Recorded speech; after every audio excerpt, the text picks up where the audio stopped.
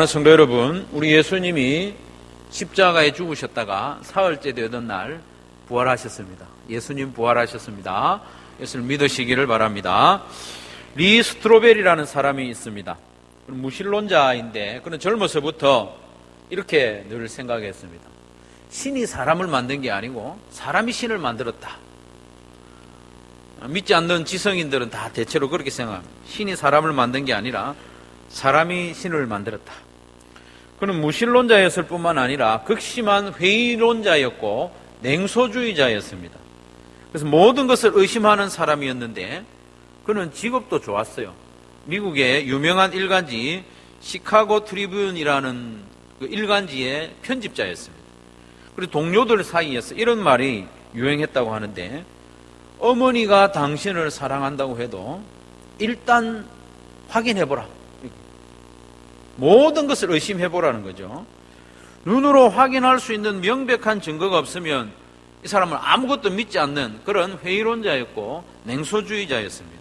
그래서 이 리 스트로벨은 젊었을 때 쾌락에 빠져 살았습니다. 그리고 가정에서는 폭력을 행하기도 하고, 그래서 2살짜리 딸이 있었는데 앨리스는 아빠가 퇴근해 오는 소리가 들리면은 거실에서 놀다가 이 조그마한 딸이 자기 장난감 다 긁어 모아가지고 자기 방으로 쏙 들어가서 문을 탁탁 닫을 정도로 이 사람이 폭력적이고 삶이 엉망이었다는 것이죠. 그러던 어느 날 아내인 레슬리가 예수님을 따르겠다 이렇게 선언을 했어요. 그전에는 예수님을 안 믿었는데 예수님을 믿게 됐어요. 그래서 점점 이 아내의 삶이 변화되는 것을 보고 이 사람도 아내의 권유에 따라서 교회를 나갔는데, 여러분 잘 아시는 윌로크릭 교회, 빌 하이벨스 목사님이 심호하는 윌로크릭 교회에 나갔습니다. 그래서 설교를 듣는 중에 기독교에 대한 이런저런 의문들이 하나씩 좀 해결이 되긴 했습니다만은 그 마음에 절대로 받아들일 수 없는 것이 한 가지 있었는데, 그것은 바로 예수님의 부활이었습니다. 그럼 말하기를, 나는 다른 것은 다 믿겠는데 부활은 못 믿겠다는 거예요. 어떻게 죽은 사람이 다시 살아나느냐? 부활은 못 믿겠다는 거죠.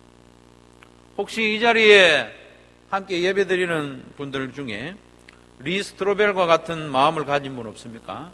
그런 분이 있다면 이분이 적은 부활의 증거라는 책을 하나 추천합니다. 글이 두껍지도 않고 가격도 쌉니다.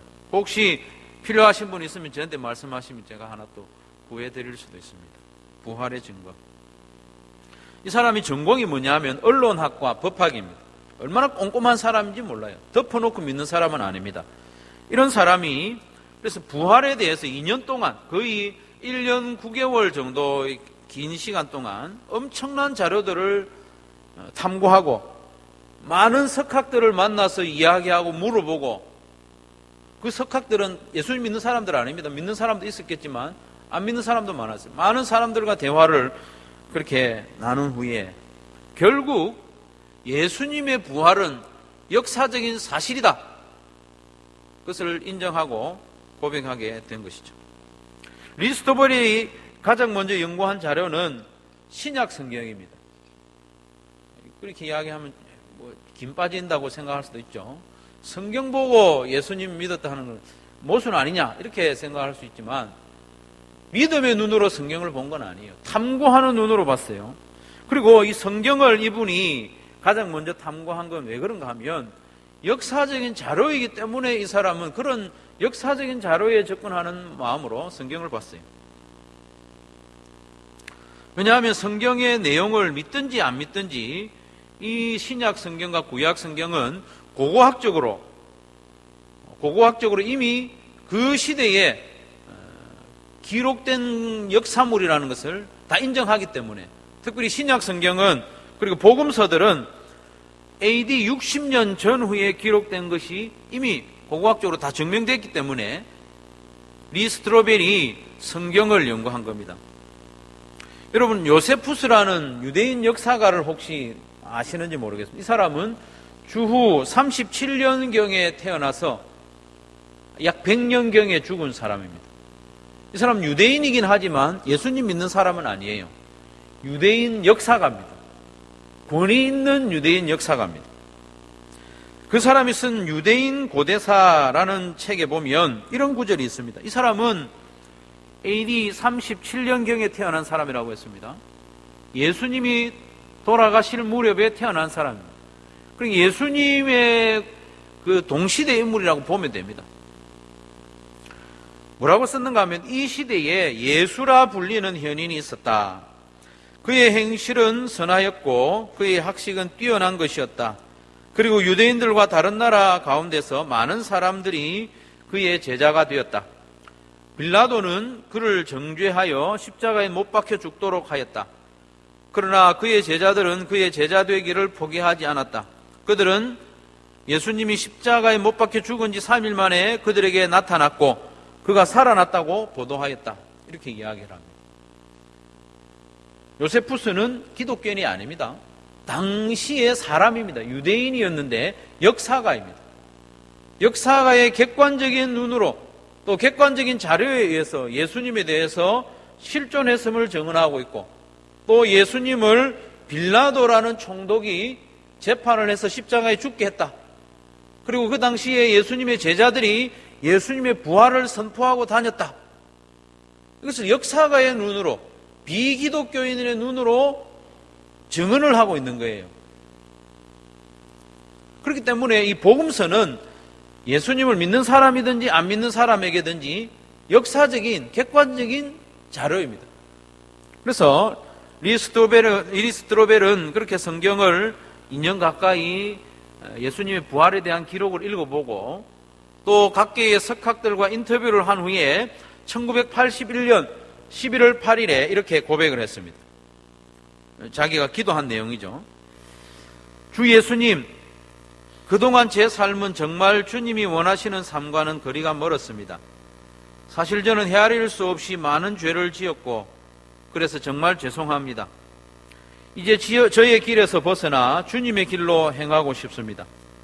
주님이 하나님의 유일한 아들로서 저의 죄를 위하여 죽으셨고 다시 살아나셨음을 최선을 다해 믿습니다.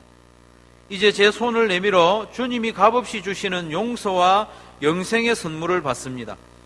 제가 하나님과 화해하고 하나님의 자녀가 되게 하시려고 주님이 십자가에서 제 모든 죄의 형벌을 치러주셨으니 감사합니다.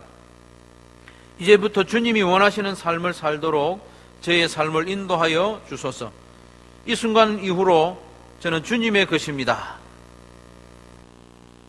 예수님의 부활에 대해서 모든 자료를 연구하고 내린 결론입니다.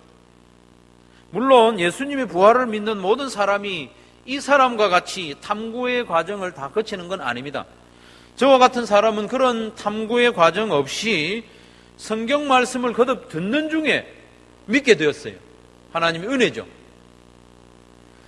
그리고 실상은 리스트로벨도 탐구의 과정을 거쳤다고 하지만은 결국 하나님께서 그에게 믿게 해 주셨기 때문에 믿었던 것입니다. 하나님의 은혜로 믿게 된 것입니다.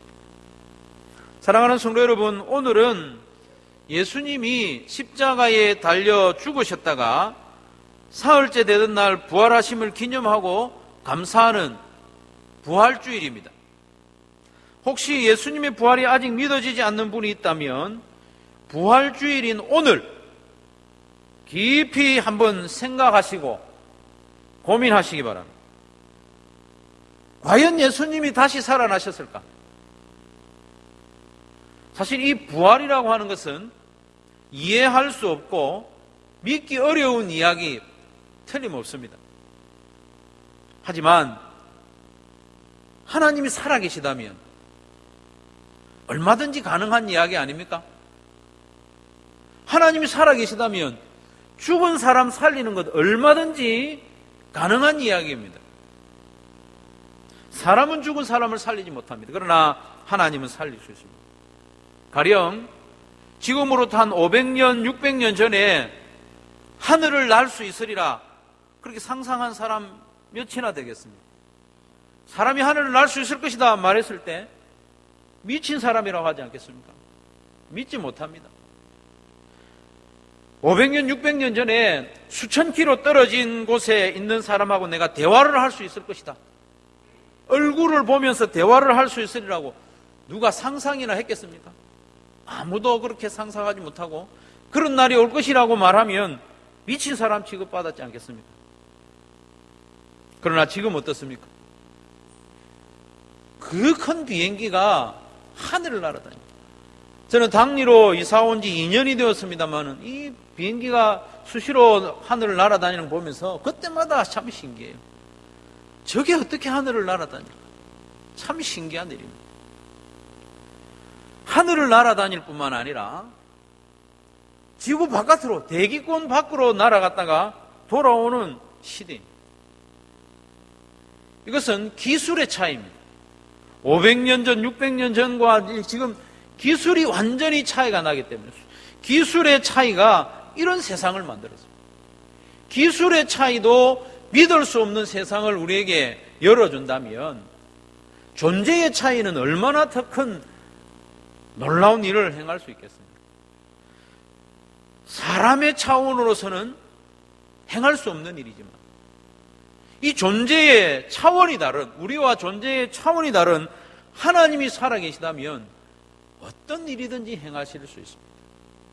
사랑하는 성도 여러분, 하나님이 분명히 살아계심을 믿으시고 그리고 하나님이 하시는 모든 말씀, 성경 말씀을 믿으시고 하나님이 행하신 부활의 역사 또한 믿을 수 있는 저와 여러분 되시기를 주님의 이름으로 축원합니다.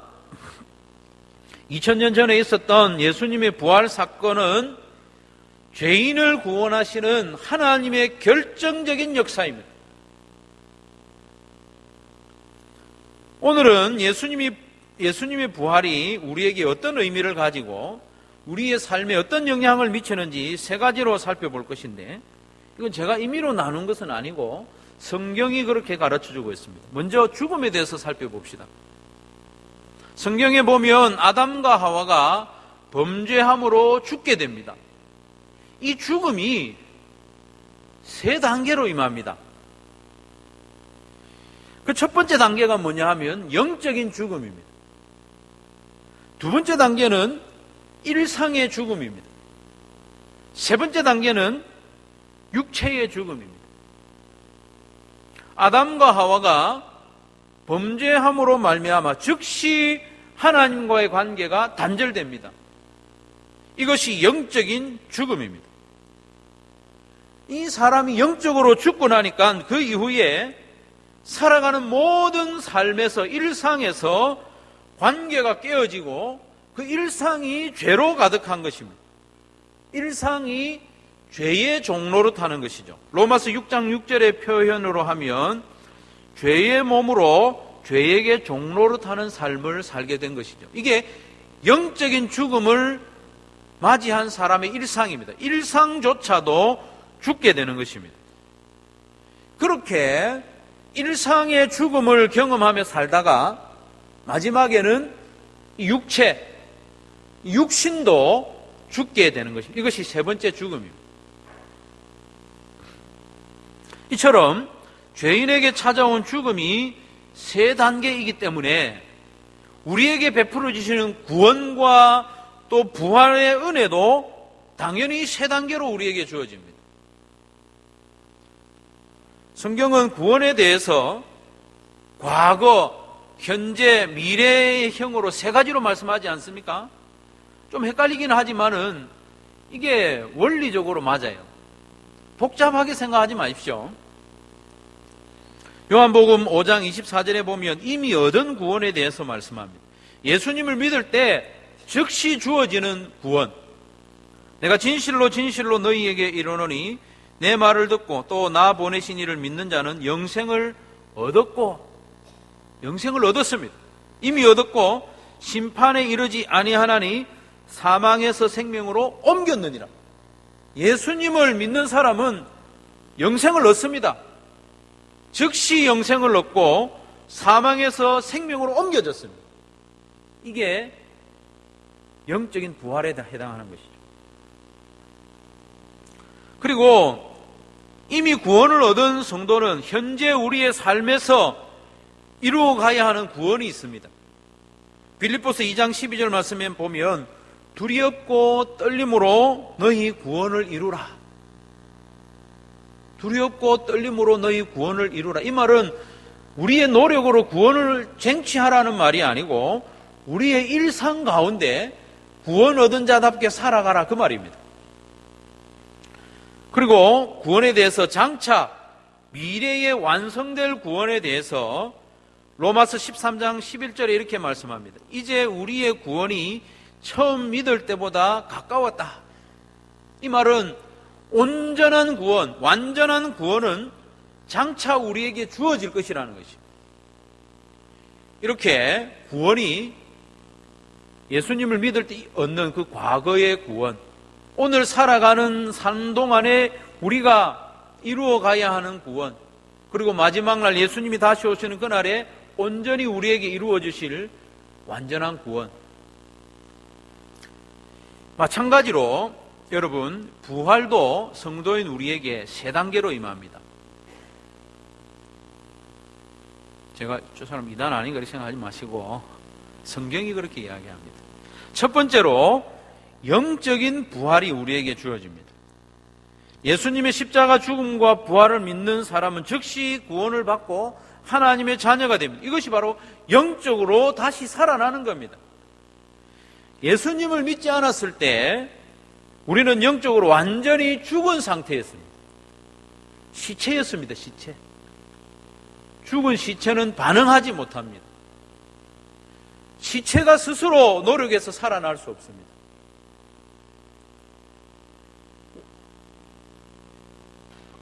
마찬가지로 우리가 영적으로 죽은 상태에서는 우리의 그 어떤 노력이나 의지로 살아난 게 아닙니다. 하나님의 은혜로 우리가 살아난 거예요. 하나님 우리를 살려주셨어요. 영적으로 다시 살려주셨어요. 하나님과의 관계가 단절되어 있었는데 예수님의 십자가 죽음과 부활로 말미암아 우리의 영적으로 하나님과의 관계가 회복된 것이죠. 우리가 영적으로 죽은 상태에 대해서 에베소서 3장 18절 이렇게 말합니다. 하나님의 생명에서 떠나 있도다. 하나님의 생명에서 완전히 떠나 있는 그런 영적인 시체였는데 그런 죄인들을 예수님의 부활로 말미암아 다시 살리셨다. 그것이 영적인 부활입니다. 에베소서 2장 1절 5절에 이렇게 말씀합니다. 그는 허물과 죄로 죽었던 너희를 살리셨도다. 허물로 죽은 우리를 그리스도와 함께 살리셨고 너희는 은혜로 구원을 받은 것이라. 우리의 영적인 부활, 구원은 은혜입니다. 은혜. 우리는 죽어 있었기 때문에 우리 힘으로 살아난 게 아니에요. 부활이라고 하면 육체적인 부활만 생각하는 경향이 있는데 하나님의 역사는 그렇지 않습니다. 예수님의 부활로 말미암아 하나님께서 행하신 첫 번째 역사는 죄인들을 영적으로 살리는 것입니다. 아담과 하와가 범죄함으로 즉시 영적으로 죽었기 때문에 예수님의 십자가와 부활로 말미암아 영적인 부활이 우리에게 주어지는 겁니다. 그때부터 이제 시작되는 겁니다.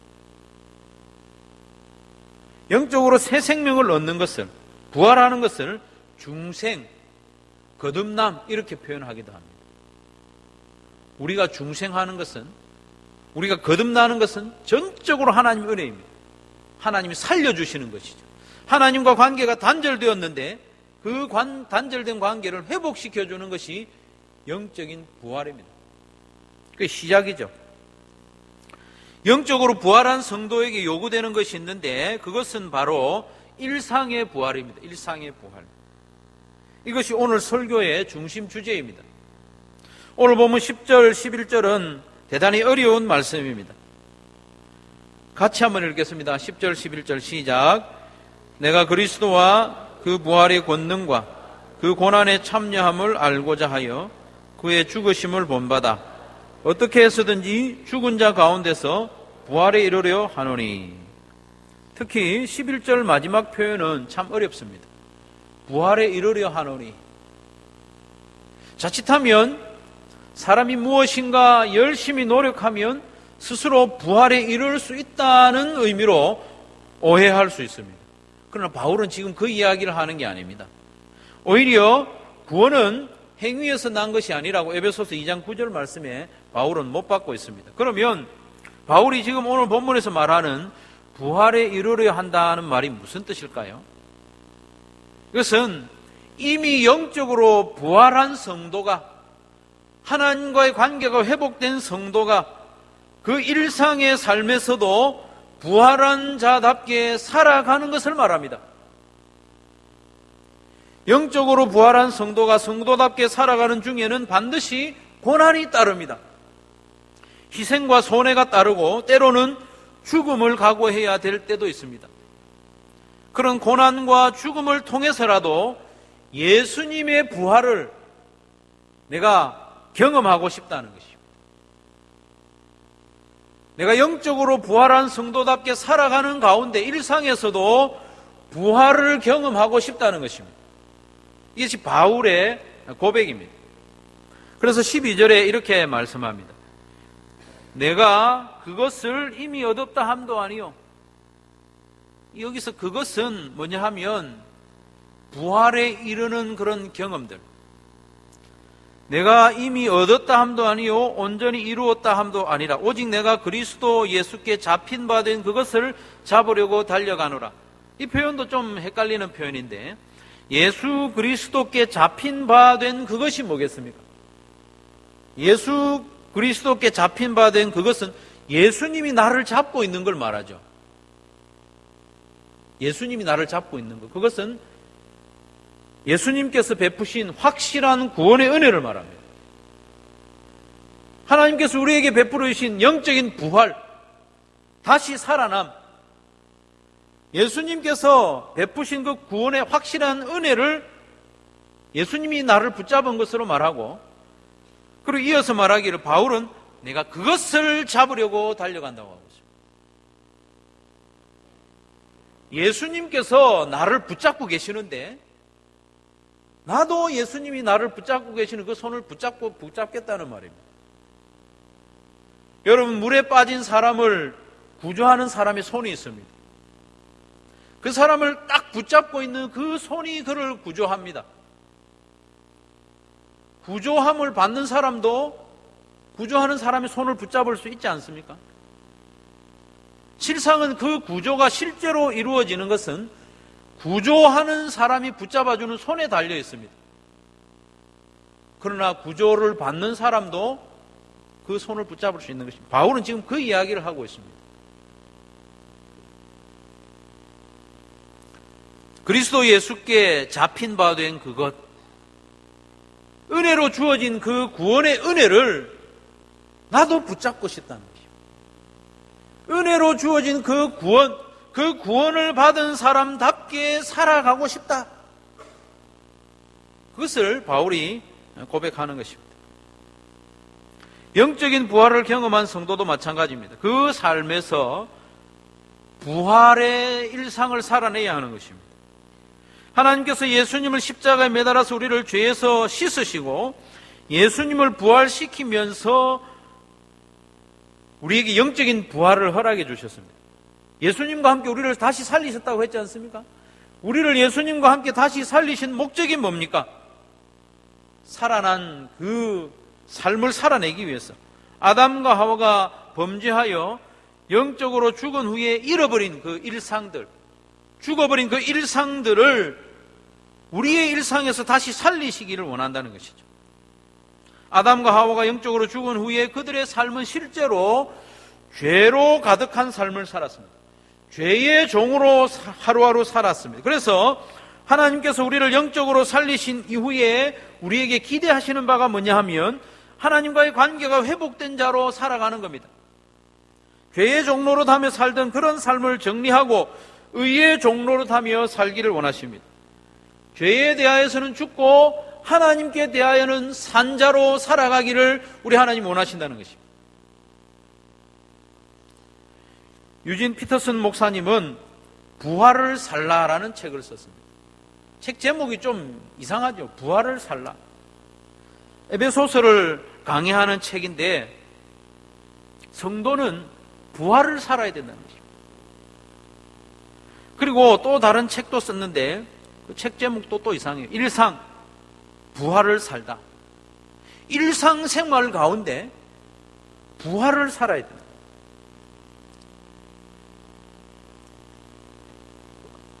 거기서도 영적인 부활 이후에 일상의 부활, 우리 삶의 부활로 나아가야 함을 힘주어 강조하고 있습니다. 그렇습니다. 대부분의 성도들은 예수님의 부활을 굳게 믿습니다.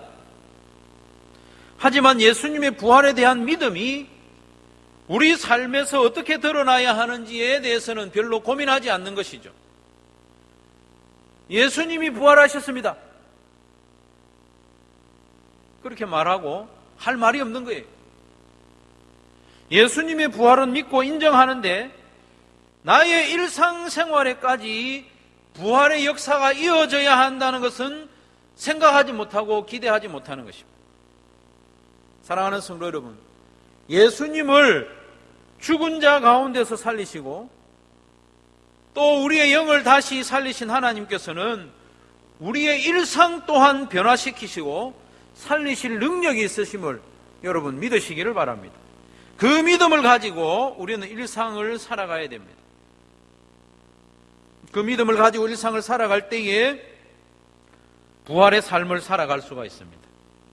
지금까지 나를 올가매던 죄로부터, 어두운 생활로부터, 끊어버리고 싶은 그런 나쁜 습관으로부터 나를 살려주시고 풀어주실 수 있는 능력이 우리 하나님께 있음을 믿으시기를 바랍니다. 이것이 바로 영적인 부활을 경험한 사람들이 살아가야 하는 일상의 부활입니다. 골로새서 3장 1절 2절에 이렇게 말씀합니다. 그러므로 너희가 그리스도와 함께 다시 살리심을 받았으면, 영적으로 부활을 경험했으면 위의 것을 찾으라. 거기는 그리스도께서 하나님 우편에 앉아 계시느니라. 위의 것을 생각하고 땅의 것을 생각하지 말라. 영적인 부활을 경험했다면 이제는 그 살아가는 가운데 땅의 것을 생각하지 말고 위의 것을 생각하고 살아라는 것입니다. 위의 것을 찾고 생각하는 구체적인 삶에 대해서 골로새서 3장 5절 이하에 그렇게 말합니다. 땅에 있는 지체를 죽이라. 곧 음란과 부정과 사욕과 악한 정욕과 탐심이니 탐심은 우상 숭배니라. 그리고 이어지는 말씀에 보면 분하여 하는 마음들, 노여움, 악의, 비방, 그리고 입으로 내뱉는 부끄러운 말, 이런 것을 버리는 것이 일상생활 가운데서 부활을 살아가는 모습이라는 것이죠.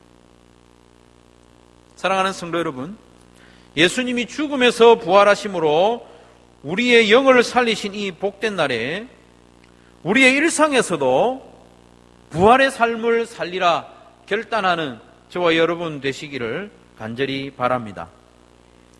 우리를 다시 살리신 하나님을 더욱 가까이 하는 삶, 우리와 함께 다시 살리심을 받은 지체들을 사랑하는 삶, 우리의 말과 행실과 생각에까지도 부활의 영적인 부활을 경험한 성도답게 살아가기를 우리는 소원하며 결단해야 합니다. 그런데 성도 여러분, 역설적이게도 부활의 일상에는 다시 고난과 죽음이 따릅니다. 영적으로 부활한 우리가 일상생활 가운데서도 부활의 삶을 살려고 하다 보면 고난이 따릅니다. 손해가 있습니다. 희생이 있고 때로는 죽음을 각오해야 할 때도 있습니다. 왜냐하면 우리가 살아가고 있는 이 세상은 아직 여전히 사단의 권세 아래에 있기 때문입니다. 죄의 법과 사망의 권세가 주장하는 이 세상에서 살아가는 성도는 고난과 손해와 희생을 각오해야 되는 것이죠. 그런 우리에게 하나님께서는 소망의 약속을 해주셨습니다. 그것이 바로 육신의 부활입니다. 마지막 날에 우리 육신 또한 다시 살아날 것을 약속해 주시면서, 그러니 이 약속 붙잡고 일상의 부활을 살아가라 우리에게 말씀해 주는 것이죠. 오늘 본문에 이어지는 그 20절과 21절 말씀을 같이 한번 읽겠습니다. 20절과 21절 시작. 그러나 우리의 시민권은 하늘에 있는지라. 거기로부터 구원하는 자 곧 주 예수 그리스도를 기다리노니 그는 만물을 자기에게 복종하게 하실 수 있는 자의 역사로 우리의 낮은 몸을 자기 영광의 몸의 형체와 같이 변하게 하시리라. 아멘. 마지막 날에 우리의 낮은 몸, 여러 가지 제약과 또 한계에 부딪힌 우리의 낮은 몸이 예수님의 영광스러운 몸과 같이 변화되고 온전히 부활할 것을 약속하고 있습니다.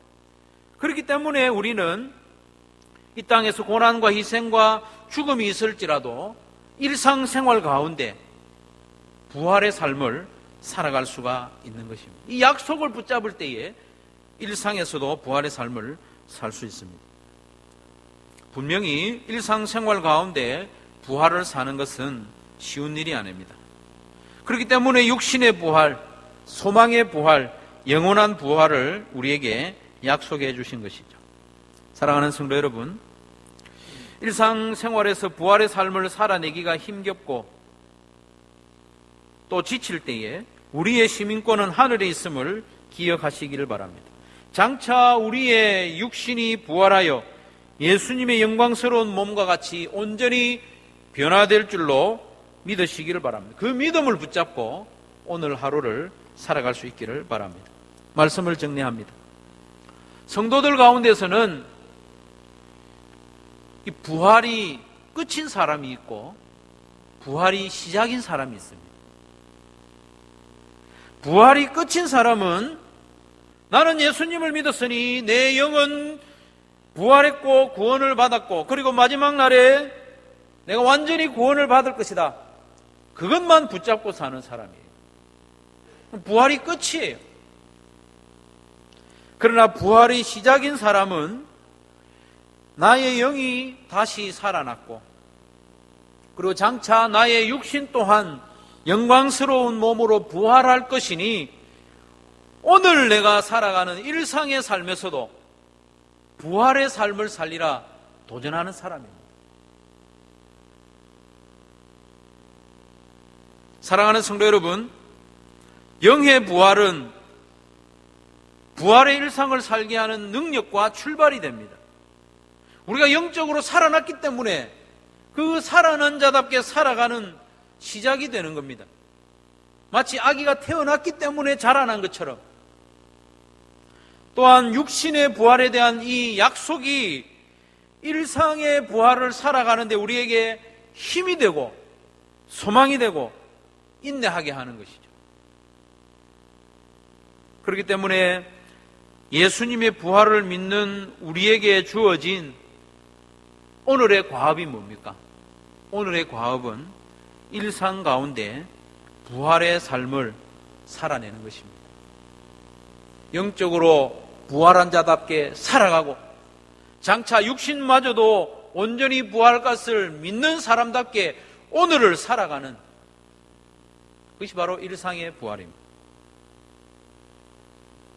우리가 일상 가운데 부활을 사는 두 가지 큰 비결이 있습니다. 그래서 첫째로 우리 일상 가운데 하나님의 말씀으로 가득 채우는 것입니다. 내 생각과 또 내 마음과 내 입술에 하나님의 말씀으로 채워지면 우리의 일상을 하나님의 말씀이 이끌어갈 것입니다. 두 번째 비결은 뭐냐 하면 기도가 우리 일상의 언어가 되게 하는 것입니다. 기도가 우리의 삶의 방식이 되게 하는 것입니다. 사소한 일에도 무시로 기도하는 우리의 입술, 우리의 마음, 우리의 기도가 부활의 일상을 살아가게 하는 비결이 되는 것입니다.